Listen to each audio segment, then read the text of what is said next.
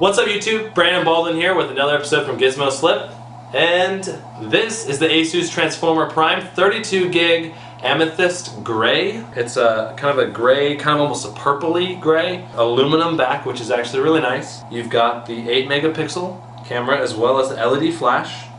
And if you go down the right side here, we've got the headphone port along with the speaker, though there's only one speaker, but it works fairly well. And then along the bottom here, we've got the place where we drop it into the keyboard dock along with the charger cable, and you can plug the charger cable directly in, or you can plug the charger cable into the keyboard dock, which also works. Now along the right, or along the left side here, you've got another mic port, a micro SD card slot. Also along the left side here, you've got a miniature HDMI as well as the volume rocker. And then along the top, you've got the power button and another headphone port. On the front, right here, you've got a ambient light sensor as well as a webcam, basically for using for Skype and other things. Now let's go ahead and get into reviewing this device.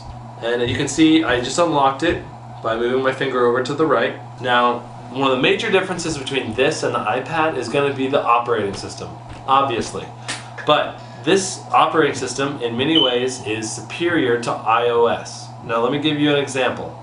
Now you've got, right here is a widget. I can take this widget, move it around, delete it. I can move basically anything from each page and move this, whichever wants widget on this page, move it to that page.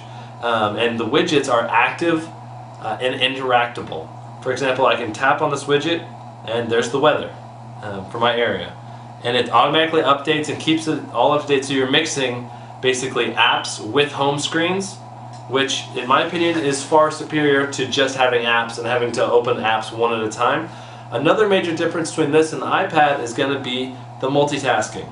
For example, here's browser, and then here's my AdSense, and here's my email, and you can just switch between things so quickly and so easily. It's really fantastic, and things stay open in the background versus actually being shut down like they do in iOS. There's minimal multitasking right now in iOS. When you switch between things, it oftentimes resumes from like a save or like just pauses it in the background. For example, if I'm playing a game in iOS and I switch between something else, it'll literally like exit that game and shut it down. But here, it'll actually just pause it. I can switch to my email, check this email, jump back to the game, and the game is still live and running. Now, as far as battery life, Asus claims that this is going to have 12 hours just of this device by itself. And I believe that claim if you're running it on low power settings, which let me show you those. You can set the power settings to be high performance, normal mode, as well as an eco kind of power mode. And now this is a quad-core processor, but it actually has a low power core as well. So really there's 5 cores that are potentially usable. When you go to the low power core, it allows you to extend your battery life. Now, other battery life options are this Super IPS. You can deactivate and activate Super IPS, which basically brightens the screen to make it extra bright. For sunlight or for other things, you can dim it, you can set it to auto, and it uses the ambient light sensor to set your brightness. Now I really like how if you just tap down here, you can instantly access frequently used settings like auto rotate, Bluetooth, Wi-Fi, all that stuff, and you can also set your Wi-Fi connection that you're using actively right just from that little button right there. Whereas in the iPad, you've got to go into the settings, and then in settings you have to go to the Wi-Fi, and then the Wi-Fi you have to click on which one you want, versus it's a one tap kind of deal. And it's always there, which is really phenomenal. As far as apps in the app marketplace, a lot of the apps you can get for Apple are going to be available for Android now, but there are actually apps available for this that are not going to be available for Apple. And part of the reason that is because this has a Tegra 3 processor, and there are specific games that only take advantage of the Tegra 3 that was made by NVIDIA, so you can have some awesome games. And let me just go ahead and show you one of those. And this is called Shadowgun, which we'll do a video just playing Shadowgun, just so you can see it. And click right here to check out that video. This game's graphics are basically like Gears of War 1 on a mobile tablet, maybe a little bit less, but also maybe a little bit worse. Zeus is peeing on the floor. Zeus, no. So basically there's about 10 or so games that can take advantage of the Tegra 3 chip, but there are some pretty awesome games that you can get for this that you're not going to be able to get for the Apple. But there's also, in reverse, there's some great games that you can get for an iPad that you can't get for an Android device.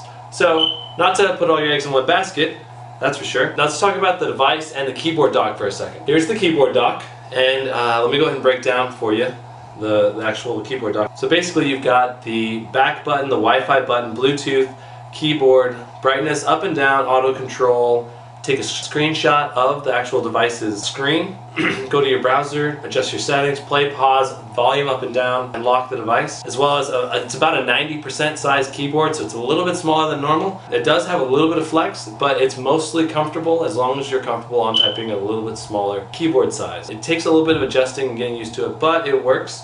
The touchpad, I noticed I kept hitting the touchpad when I was typing, so I ended up disabling the touchpad. Now, something that's really nice about this keyboard dock is it's got a USB as well. Like the original Transformer keyboard dock also had a USB, but it's nice that, for example, you could plug in an external mouse or an external mouse and keyboard, and you could plug in a USB hub, and all of a sudden you've got 5 USB ports.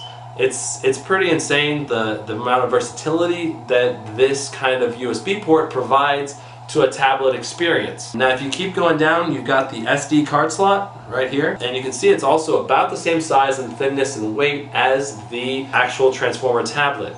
Now something else to keep in mind is that the keyboard actually provides an additional 6 hours of battery life, approximately. Again, that's using, you know, low power settings and probably medium brightness and all that stuff. It's still nice that it adds battery life. The keyboard dock does come kind of at a hefty price though, at $150, so if you're actually going to use this device a lot, probably worth it. And if you're going to be traveling around with it using all that battery life, 18 hours is kind of insane and pretty awesome. And then along this side, it's nothing except for the power plug-in. Now let's go ahead and show you how these two sync up and how easy it is to actually sync these up. On this one, it's got a little down arrow, and then right here, it's got a little up arrow, and you just put those arrows together and press down.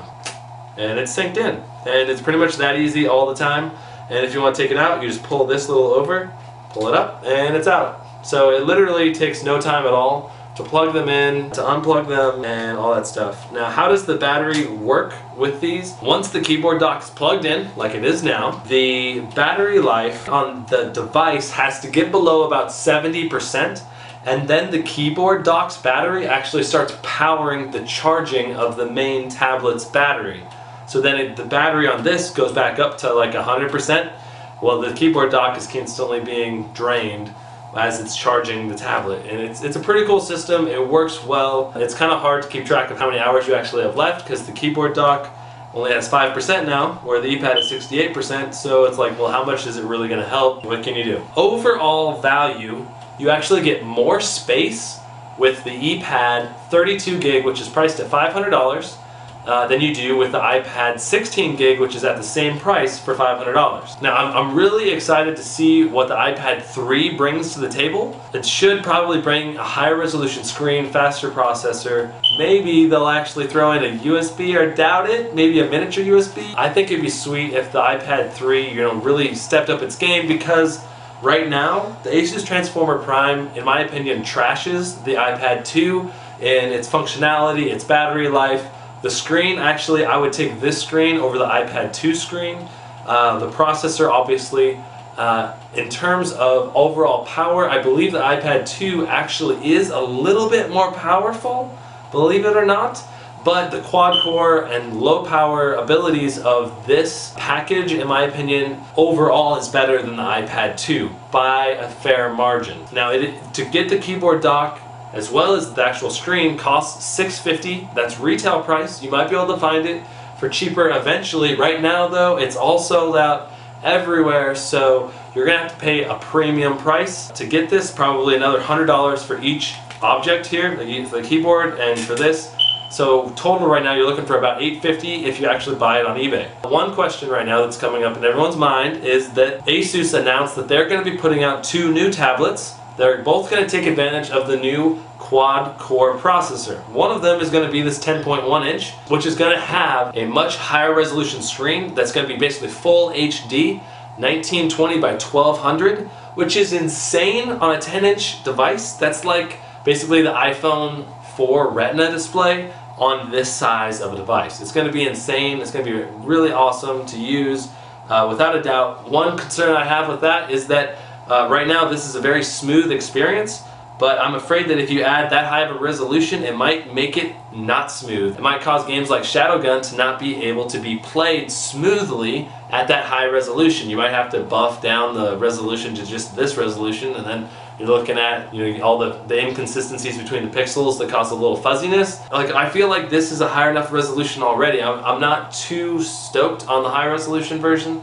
though it could potentially be awesome. I just have to wait to see if it's going to be smooth and be able to handle the applications in the same way that the 1280 by 800 screen, which is currently on this device. That high resolution screen version is going to be available, I believe, in March, and it'll probably be sold out like crazy, so if you want one, try to pre-order one, and it's going to be retailing for around $600 to $700 depending on the memory you get with it. Do I recommend getting the Asus Transformer Prime? Absolutely. If you're into a tablet, this is the best tablet to buy currently, though I would hold off on buying one of these or any other tablet right now until the iPad 3 comes out, because I'm really eager to see what it actually includes. So that's our review for the Asus Transformer Prime 32 gig. Stay tuned for the drop test we'll be doing on it shortly. If the Asus Transformer Prime survives, we're going to give it away to you, our viewers. If it fails, we're going to destroy it spectacularly. So the question of the day is, how should we destroy our next series of devices that fail? Most creative way to destroy it: if we take your suggestion, we will post your name along with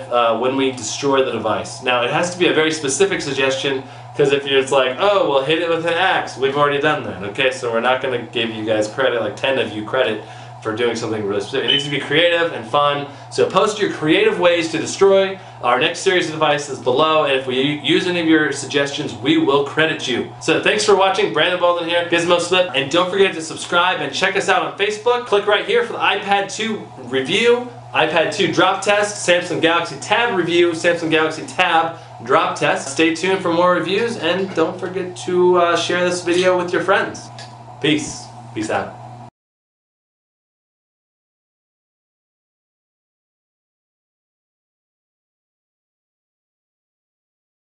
GizmoSlip.com